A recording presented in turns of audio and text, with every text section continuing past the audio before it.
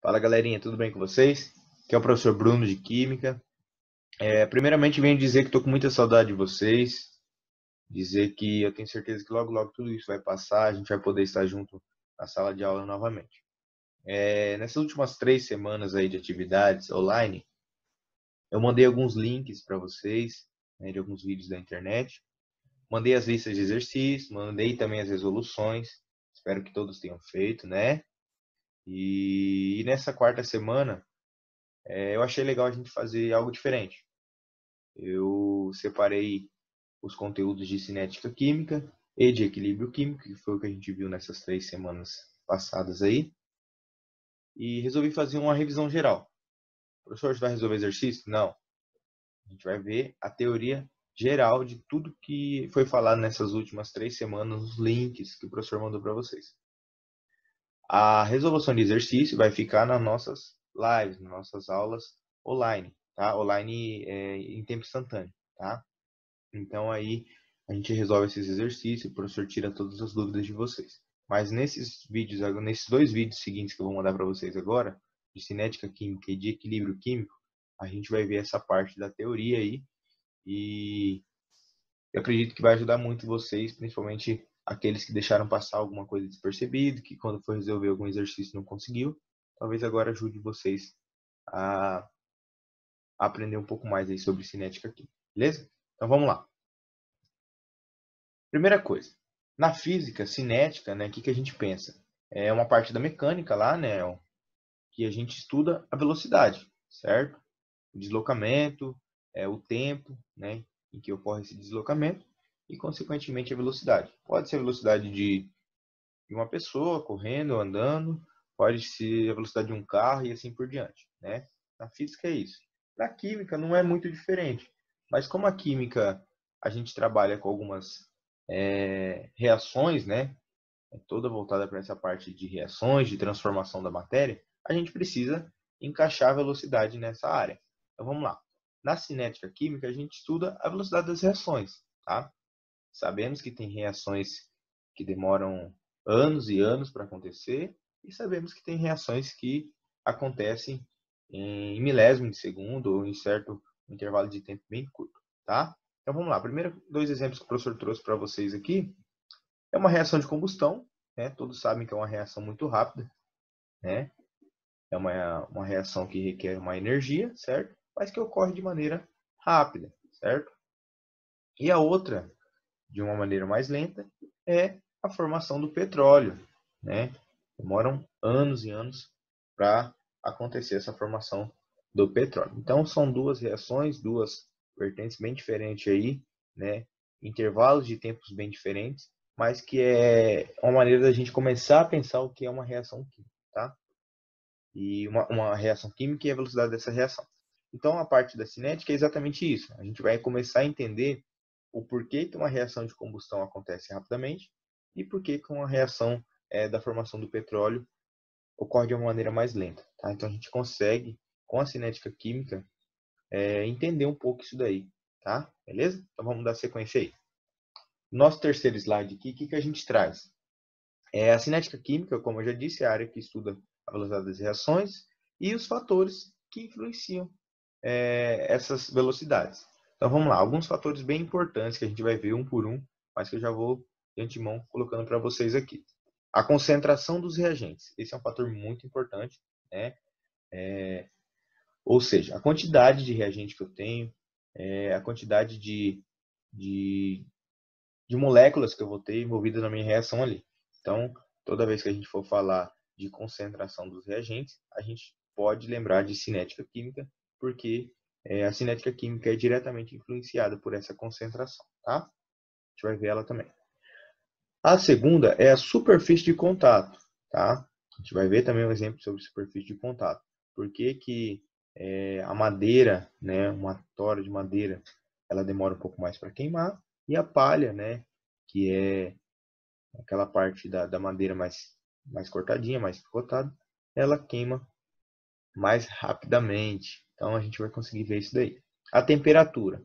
Esse fator da temperatura é muito importante. Por que a gente deixa os alimentos, a maioria dos alimentos, dentro da geladeira? Tá? Então a gente vai entender essa parte também.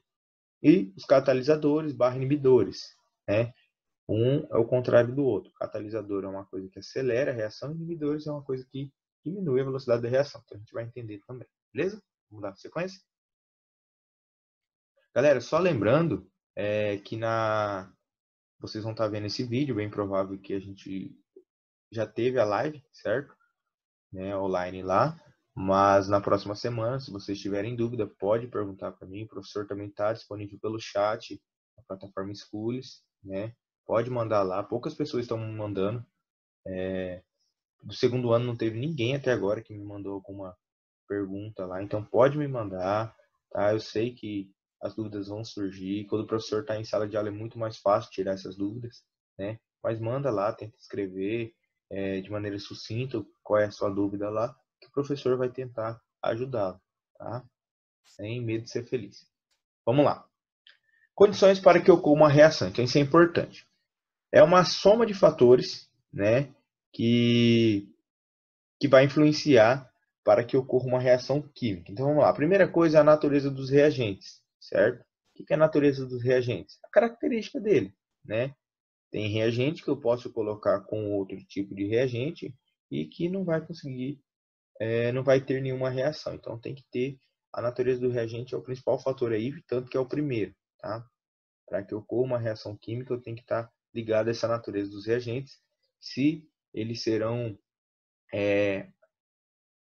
habilitados, né, para se reagirem, certo?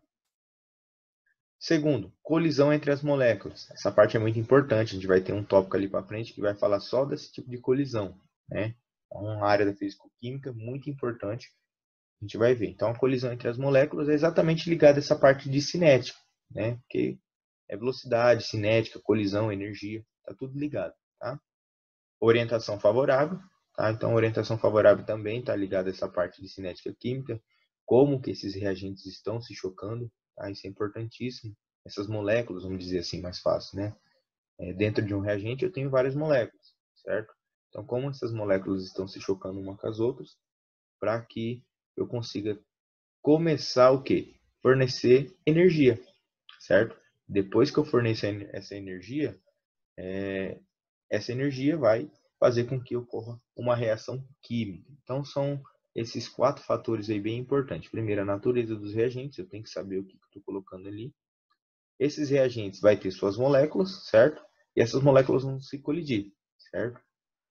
E não basta apenas elas se colidirem, elas têm que se colidirem em orientação certa, favorável, e conseguir, né, requer uma certa energia, tá? Aí a gente coloca a energia mínima, que é a energia mínima para acontecer a reação, tá? E aí, se tudo isso tiver um conjunto certinho, a reação química com certeza vai acontecer. Beleza?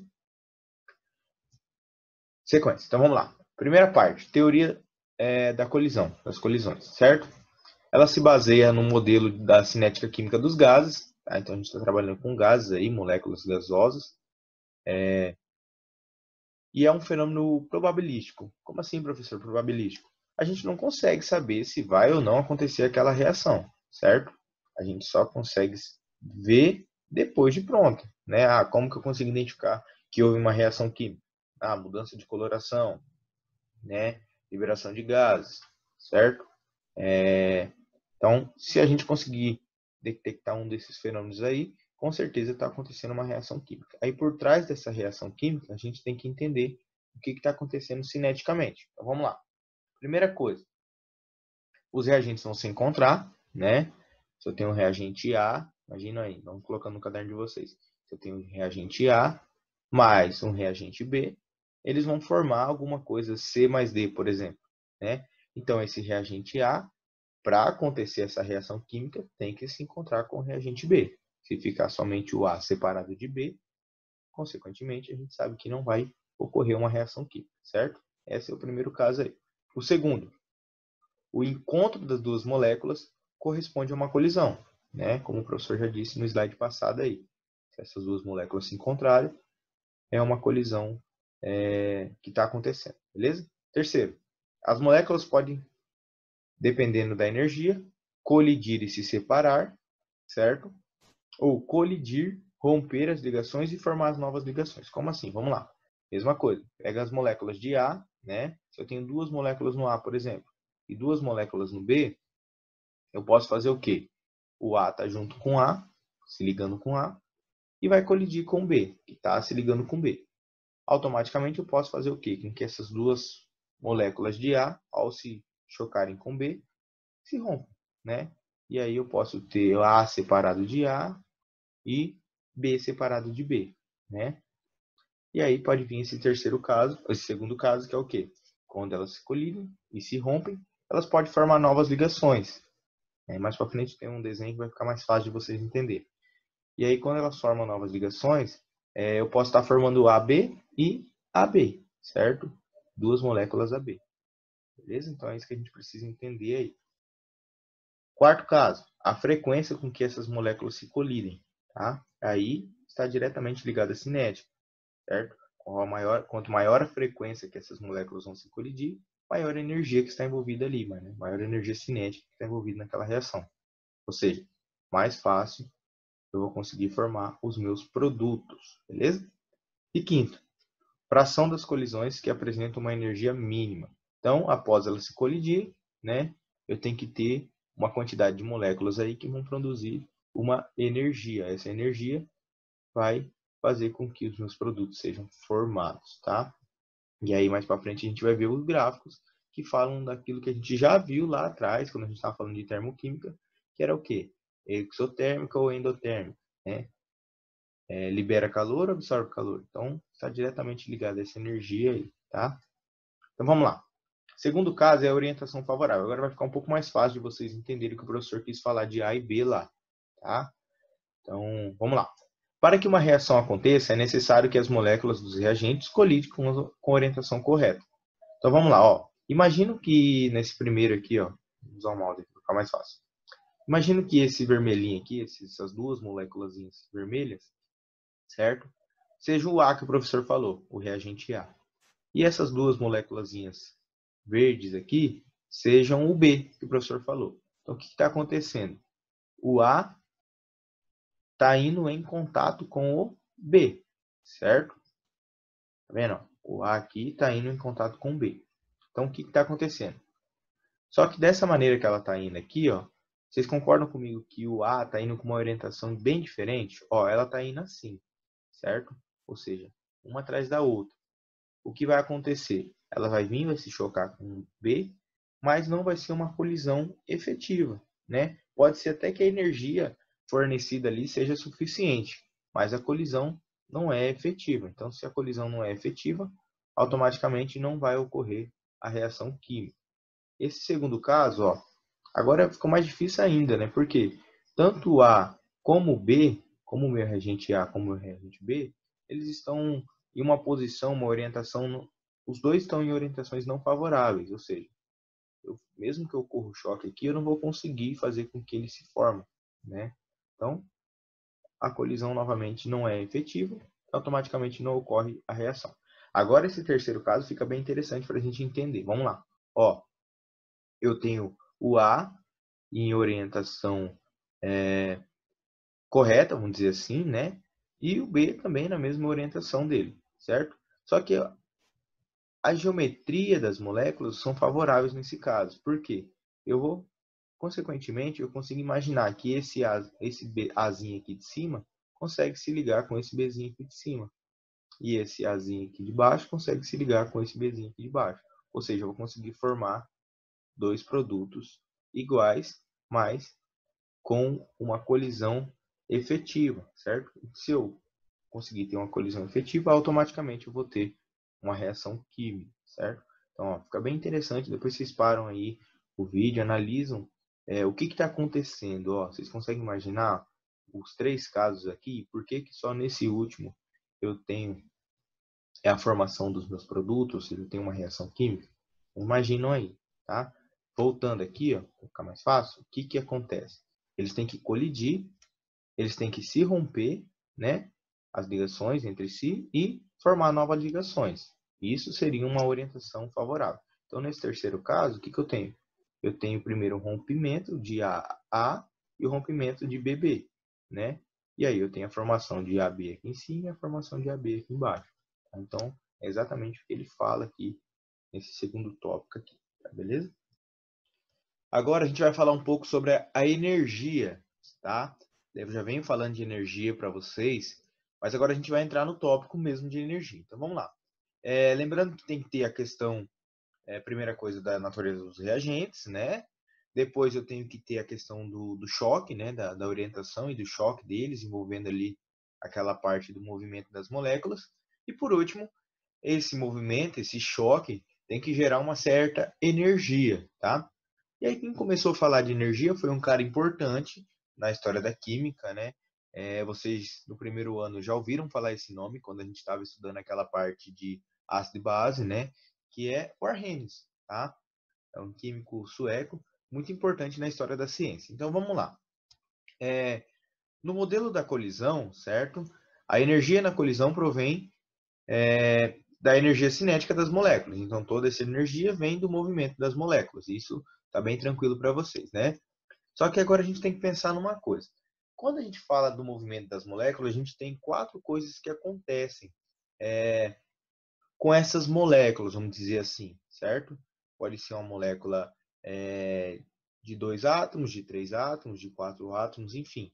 Acontece algumas coisas nessas moléculas e a mais importante para nós vai ser a última. Então vamos lá. O estiramento é o quê? O afastamento dessa molécula, certo?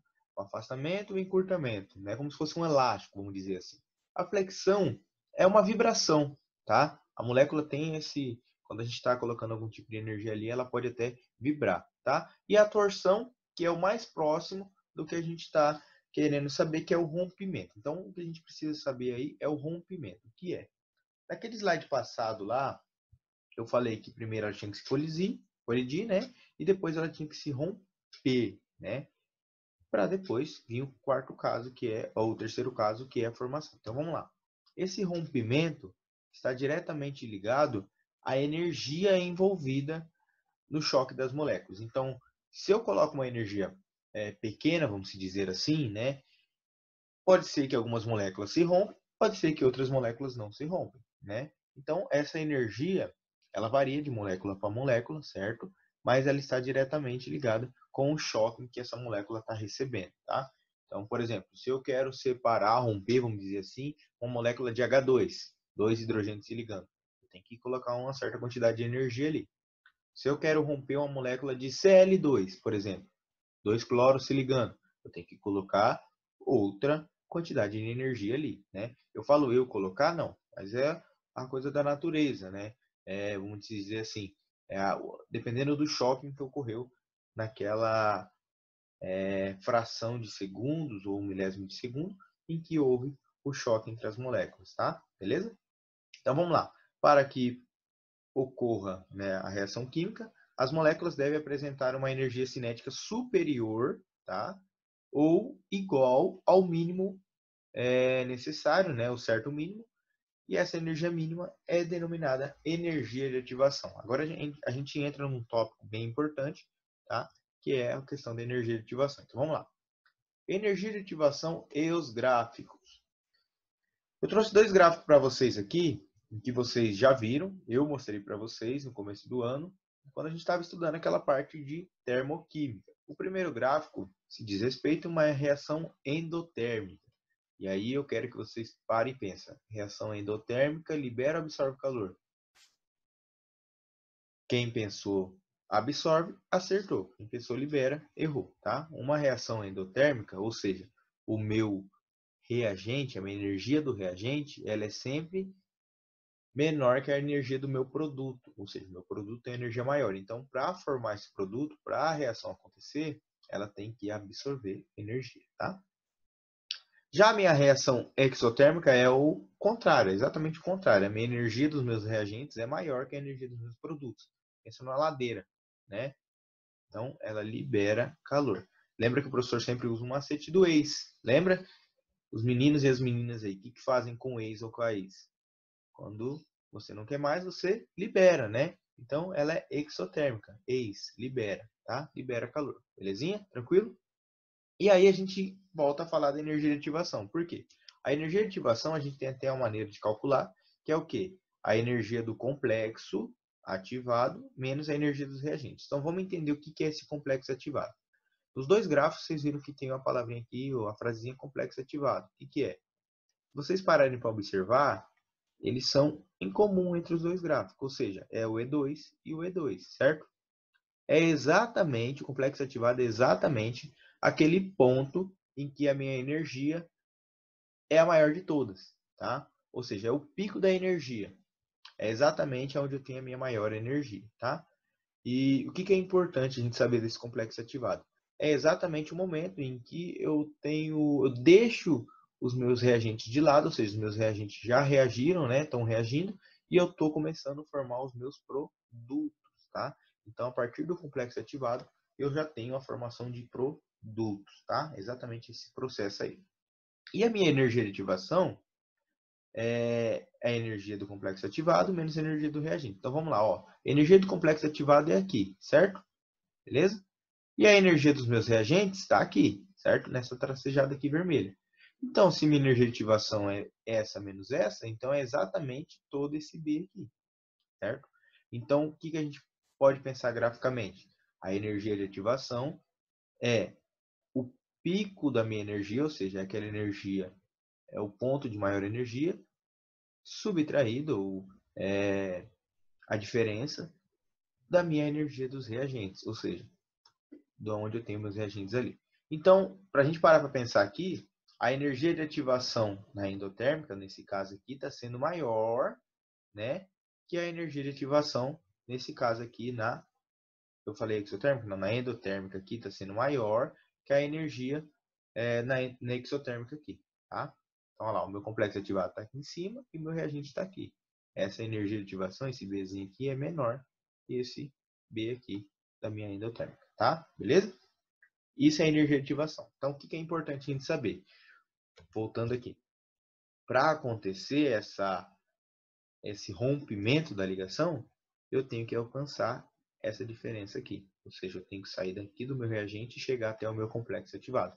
A partir do momento em que eu tenho todo esse fornecimento de energia aqui, ó, em quilocaloria por mol ou quilojoule por mol, eu tenho a formação, o rompimento da minha ligação, né? E a formação da minha outra ligação, só que do lado do produto agora. Beleza? Tranquilo?